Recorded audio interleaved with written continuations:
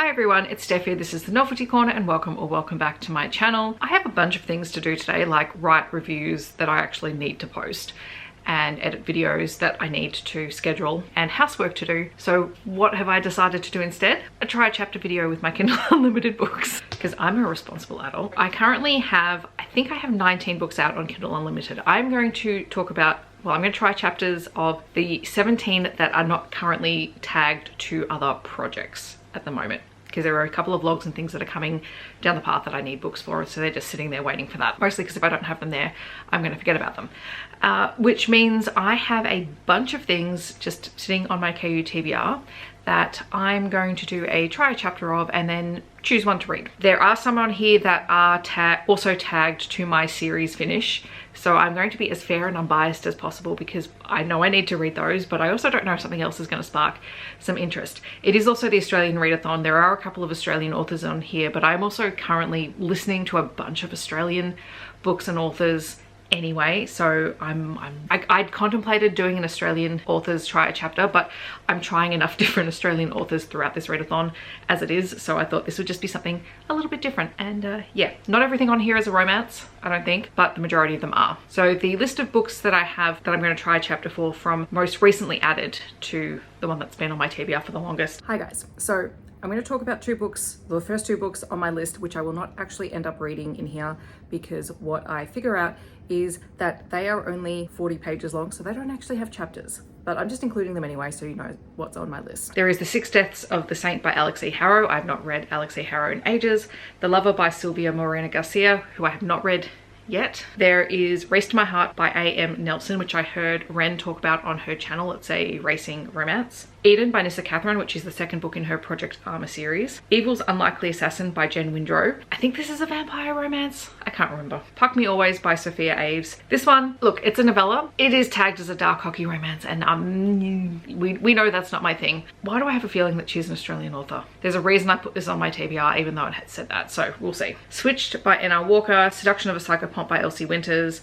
When We Lied by Contreras, Shadows and Light by C.M. Nascosta, Bordered Hearts by Ruth Stilling, Center Ice by Stephanie Kay, The Hive Queen by L.L. Frost, Perfect Matcha by Erin McLellan, The Space Between by Canterbary, which is the second book in the Walsh series, Absolutely Not in Love by Jenny Proctor, which is a closed-door hockey romance, and Wild Temptation by Hope Ford, which is the first book in a shared universe series that Evie Mitchell is part of, but I was determined to read this series in order. We're going to go in reverse order, so starting with Wild Temptation. I will check in with my thoughts after the first chapter and then we'll pick one to read. So we have a really solid start. The first book, Wild Temptation by Hope Ford, is about, well, the first chapter is from Madeline's perspective. She is our FMC and she is a farmer and she has just gotten a job at a local peach farm and she's used her friend's connections to get the job. The chapter leaves off as she turns up at the farm and her friend has warned her that the guy that owns the farm, Asher, is a bit older and a bit of a grump. So I'm going to assume that this is a small town, age gap, grumpy sunshine romance set on a farm, which does sound like fun. But now we are going to try Absolutely Not in Love by Jenny Proctor. Absolutely Not in Love is a closed-door hockey romance. So the first chapter is from the perspective of the female character. Her name, I just mentally blanked on, is Gracie. And she lives next door to a hockey player who plays for, I think it's an AHL team actually. I am going to assume that this is going to be a next door neighbors to lovers kind of situation. And pretty sure Felix is the goalie. Gracie doesn't like hockey players, mostly because she had to spend her childhood stuck in hockey rinks because her brother played hockey. But Felix really likes her, and she comes home in this first chapter and finds that there's a whole bunch of old hockey gear in the apartment walking space in front of her room because Felix's teammates have dropped off old gear that's being donated to a local youth group. She's kind of not happy about it until she realizes it's been donated for a good cause. I'm going to come back to that one at some point. I don't know if I'll read it today, but I will come back to it. So that means we're going to try the first chapter of The Space Between by Kate Canterbury. Okay, so The Space Between follows the Walsh family and they have an architectural firm, and I've read the first book in the series and I've also read a spin-off book from the series that follows one of the employees from their architectural firm. The first chapter from this book is also from the FMC's perspective. Her name is Andy. She is going for an internship at their firm, and she wants to specifically intern with Patrick Walsh, who is probably the fussiest and most demanding of all of the siblings in the Walsh family, and I remember that from the first book. And so this is her internship interview, or the sort of the shortlisting process. It's mostly her inner thoughts about why she wants this position, why she wants to learn from him, and her determination to do so, to the point where she is not afraid to stand up for herself and, you know, say exactly what it is that she's thinking. Not in an impolite way, she's actually very good at balancing that line. I suspect that Patrick will be rather taken aback when we finally get to his chapter. So again, very strong contender. Which takes us to Perfect Matcha by Erin McLellan. Okay, so Perfect Matcha is set in the Bold Brew shared universe, which are contemporary romances that center around this coffee shop that it is both a coffee shop but also a sort of queer community hub slash kink community hub as well. And the main character in this one is Camden. He is in love with his best friend Theo. The first chapter is them having coffee and catching up, and Theo talking about how the fact that his ex-partner is now getting married and he's just gotten a wedding invite and he needs to take someone to the wedding just to feel better about going. So that is clearly going to be a friends to lovers romance. What's next on the list? The Hive Queen by L.L. Frost, which is book 5 in the Demonic Messes and Other Annoyances series. This is a series that I definitely do need to continue, but we shall see if I feel like it today. The first chapter of The Hive Queen, which is book 5 in this series, so we kind of jump straight into the middle of things. So we're following Pen, who is the head of the cleaners organization. They are basically beings with magical abilities who are able to help solve crimes and issues that arise from the magical community. And so there were things that happened at the end of book 4 that I kind of can't talk about that are impacting this first chapter, but suffice to say that the entire group is sort of reeling from what happened to one of the characters that we've known the whole way through the first 4 books. Pen is kind of caught in a situation because she is both working with the magical task force while also managing her own business, but because they're seen as no longer being neutral, or they're seen as being too closely allied to, you know, official services, like their ability to be hired is affected, and also there are some political machinations that are going on and people who are trying to leverage the use of the cleaners in this world. So I'm invested because I'm this far into the series, but yeah, it's kind of difficult to explain this one on the go just because I don't know how many people have read it to this point. Anyway, that's okay. The next first chapter I'm going to try is Center Ice by Stephanie K. Okay, so Center Ice is the first book in the Denver Stampede series, and the first chapter features both POVs. So we have Cora, who is the sister of one of the team owners of the new expansion team, the Denver Stampede, and it is her first introduction to Nate, who is the new team captain. She gets very awkward around him, and he is also attracted to her but also deeply invested in this new team and setting it up and getting everything rolling. Mostly the first chapter from her perspective is being kind of nervous and not really expecting the reaction that she has to him, and his is how he's going to get this team up and running. I do want to keep reading and just see how it goes because it's an okay start. I don't know if it would, I mean, the writing style would have to pick up a little bit to be sort of a 4.5 star read, but it would probably be a solid 3.5 if I keep reading, if it goes the way that I think it is. And obviously there is a little forbidden element, being that it is the sister of the team owner. I don't know. I think she's either a children's book illustrator or a children's author and illustrator. I haven't quite worked that out yet. Okay, so the next one is also another hockey romance. This is Bordered Hearts by Ruth Stilling. So I'm probably going to return Bordered Hearts, which is the first book in the Seattle Scorpion series. It is about our female protagonist, whose name I think is Felicity, and she is currently married. She has 2 kids who are, I think the oldest one is early teens. Well, no, not early teens. I think the oldest might be 15. And we can tell straight away that her husband is atrocious. He gaslights her and is very emotionally and financially manipulative of her. He's just gotten a new job that's going to uproot them from the UK to Seattle. And he just says, this is what we're doing, and when you are the breadwinner in the family, you can make the decisions. Huge red flags. And the MMC is the captain of the Seattle Scorpions hockey team. So at this point, they haven't met, and it's obviously going to be a romance between the two of them. I'm assuming that Felicity is going to leave her husband because it's supposed to be a reformed playboy slash single parent relationship. Just wasn't feeling the writing. So we're going to return that one, which is all good. This is the other great benefit of doing a try a chapter challenge. What's next? Shadows and Light by CM Nascosta. I haven't read CM Nascosta for ages. Okay, so Shadows and Light has a fairly intense first chapter. We meet our female protagonist.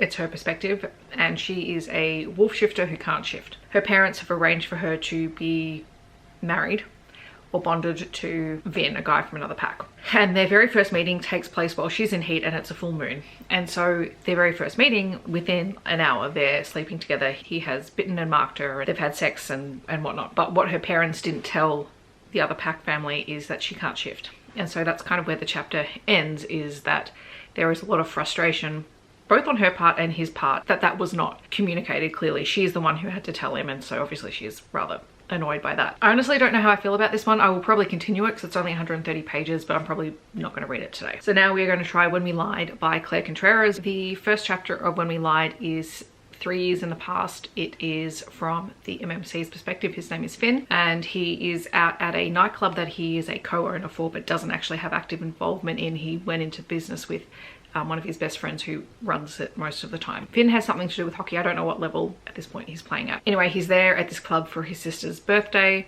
and he notices the woman that she is there with, who he's never met before. He finds out from someone else who is hitting on him and who is rather jealous of her that Jocelyn is her name, and he's just kind of admiring her from a distance.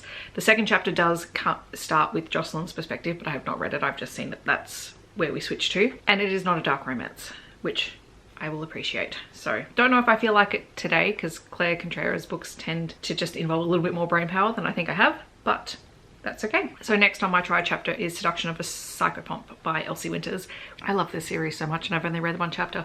So Seduction of a Psychopomp is the third book in the Boundland series by Elsie Winters, and this one follows Grimm, who is a reaper, and his name is Victor. And the book kind of opens with his reflections as he's collecting a soul. So this is a book that's going to deal quite heavily with death anyway, and it is just beautifully written. So I just really enjoyed getting his perspective, because he's been a side character in previous books. He's a character that I've really enjoyed reading at the little hints that we get about him. So I'm curious to see what his story is like. He's just been recalled to visit the matriarch of his family to find out, you know, what's going to go on. So I don't know much more than that at all, but it was very enjoyable. So now I'm going to try Switched by N.R. Walker. Switched by N.R. Walker, the first chapter, we meet Israel Ingham, who is at a meeting with his parents at a children's hospital. And it turns out that when he was first born at the hospital, there was a mistake and babies were mixed up, hence the Switched title. So the first chapter is really just the reveal of that. So we haven't really processed anything yet or anything, so. But it takes place in Sydney. And as far as we are aware from the first chapter, Israel doesn't really actually get along great with his parents anyway. One of the comments he makes is that in terms of personality and temperament and everything, and even appearance, he's never matched them. So yeah, that's an interesting one. What's next? Puck Me Always by Sofia Aves. Yeah, as suspected, I think I'm going to return Puck Me Always. There are times where I can handle an alpha possessive male main character. Hockey romance isn't one of them. So we are going to move on to Evil's Unlikely Assassin by Jenn Windrow. Okay, so the first chapter of Evil's Unlikely Assassin is about our female protagonist who is a vampire, and this has a really cool concept in the fact that it's like a symbiotic relationship between the human and the vampire that inhabits them. And what we do know is that she doesn't want to be a vampire. She is working with an angel appointed human as her sort of guardian slash supervisor kind of person, and she has to hunt down other vampires, which obviously makes her then an enemy of other vampires. At the very end of the chapter though, we get a hint that says that vampires were much more prevalent in the world until an eradication took place. So obviously this is an ongoing sort of thing, and that humans have a warped perception or understanding of vampires because one of them says to her, "You look so harmless," and she's like, "Well, actually no, I'm very much the monster that you fear me to be." But the thing I loved most about it was this kind of symbiotic relationship between her and her inner vampire, which she calls Eddie. That was really fascinating. Definitely intrigued to keep reading that one at some point. So next on the list is Eden by Nyssa Kathryn, which is the second book in the Project Armor series. Chapter 1 is from Charlotte's perspective. She's the female main character, and she's a character that was hinted at in the first book, because this chapter takes place 14 months in the past, which is when the Project Armor experiment was sort of blown up, quite literally. For memory, Shyla worked with the Project Armor group that were experimenting on military personnel to create enhanced soldiers. Eden is the guy that she was seeing who was involved in the project. And I don't know how much Shyla knew about the project, but at the start of the book in this chapter, she's found out information, she's leaked information to either the media or other authorities, and she's also sent out an email to abort a mission that the team were on because they were going to be killed. It was a trap. And so that's where we leave, and at the end she's shot, and we don't know, well, obviously she survives, she's the main character in the story, but it sort of leaves off there. I remember from book 1, no one could remember whether Shyla was fully involved in it or what her angle was, and so I'm assuming that that's where we're going to pick up, because Eden was a character who was very much unlikely to trust people because he thought that Shyla had betrayed him. The next one is Race to My Heart by A.M. Nelson. Alright, so that was a fairly short chapter. It is from the perspective of Layla, who is our FMC, and she has recently separated from her partner. She is out on a outing with friends at watching the racing. We learn a little bit about her breakup with her ex-partner and how the fact that she was introduced to him by this group of friends that she's with, but because he was cheating on her, they all rallied around her and supported her, and so now they're just trying to keep her social and trying to help her out. Not sure if I feel like reading this book today, but that said, it's also not a super long book, so who knows. Okay, so I've just realized, because of course I didn't do any research before going into this, that the last 2 books don't actually have chapters because they're so short. They're about 30 pages long. Probably won't use them for here because I'd have to read the entire thing, and that defeats the purpose of a try chapter video. That's okay, I will save them and I will try them at another point. So that still gives me 15 books to choose from, and I'm going to go with Seduction of a Psychopomp because I enjoy that world, and I just feel like cozy paranormal fantasy-ish vibes today. So I will update you maybe when I get to 50% and then at the end of the book. So excuse my wet and unbrushed hair. I am 50% of the way into Seduction of a Psychopomp and I'm really loving it. It's super sweet. So Victor is a Grim Reaper. The deal, or the reason he goes to see his grandmother, is she has arranged a marriage for him to a Fae princess who is dying of a mortal disease. And through marriage and the marriage binding ritual, she will be saved because she will have some of his blood flowing through her and he's basically immortal. She's this tiny little thing who's very, very unwell, and Victor is just he's a really good guy and he can't turn away and say no, and he is more than happy to commit himself to a life of sort of friendship or whatever she needs. And of course, the first time they meet, she's in a magically induced coma to keep her alive, and the first time that they meet when she's awake is at their wedding. And after the wedding, where she's been propped up by a lot of magic and magical drafts and spells, all she wants to do is get away, and so he whisks her away from her home to an outpost of his family's properties elsewhere, and he just takes care of her, and it's so precious. And now she's starting to feel better and she's like, well, we're married, you leave me alone all of the time, I want something more than that. And he's just trying to give her space to let her heal, and it's so precious. So 50% of the way in, she has made her first move on him, and I'm very, very excited to get to it. So now I will update you when I get to the end. Okay, so I finished Seduction of a Psychopomp, and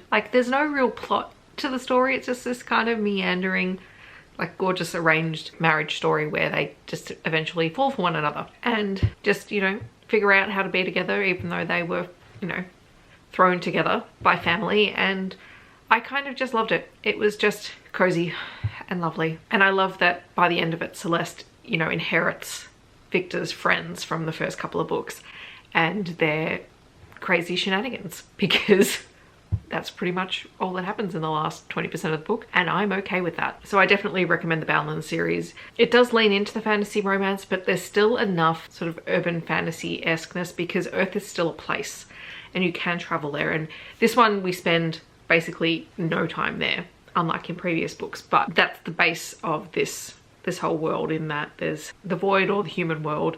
There are the Boundlands, which is kind of bordering on the land of fairy and the void. I loved it. I loved getting to see all of our favorite characters from the previous books towards the end, and yeah, it was just a good time. So I can't be sad that this try chapter just forced me to finish off a series that I've been really enjoying. So yes, thank you very much for watching. I have some ideas for the next one of these, which includes just randomizing my general Kindle unread folder, which has, I don't even know how many books are currently in there, 211. So most of the books are sorted into other categories, but this is just the one that has a various assortment of romance and non-romance and various other romance subgenres that I haven't, you know, classified as hockey romances or other specific themes.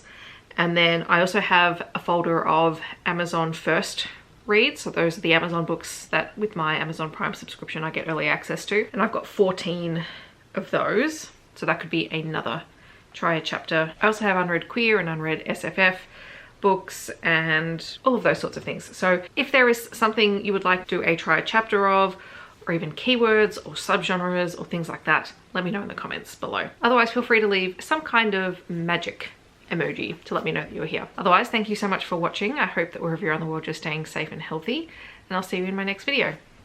Bye everyone.